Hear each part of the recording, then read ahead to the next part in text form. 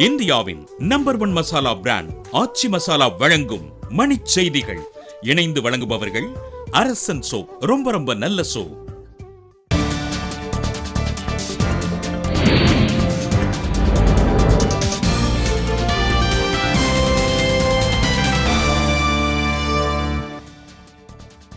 பொருளாதார சீர்திருத்தங்களுக்கு அரசியல் ரீதியான முட்டுக்கட்டை இருப்பதாக ரிசர்வ் வங்கி ஆளுநர் ரகுராம் ராஜன் புகார்.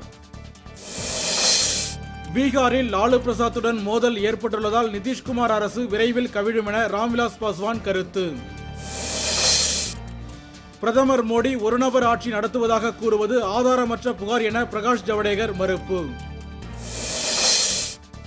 புதுச்சேரி மாநில ஆளுநராக பொறுப்பேற்க உள்ள கிரண்பேடிக்கு டெல்லி முதலமைச்சர் அரவிந்த் கெஜ்ரிவால் வாழ்த்து.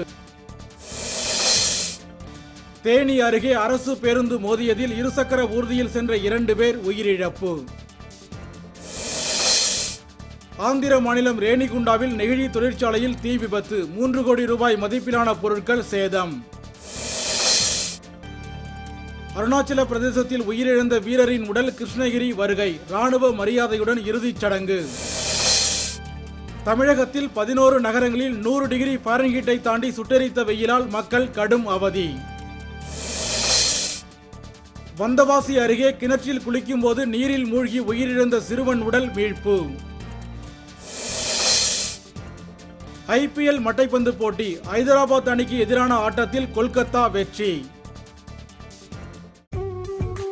இந்தியாவின் நம்பர் 1 மசாலா பிராண்ட் ஆச்சி மசாலா வழங்கிய மணிச் செய்திகள். இணைந்து வழங்கியவர்கள் அரசன் சோப். ரொம்ப நல்ல சோப்.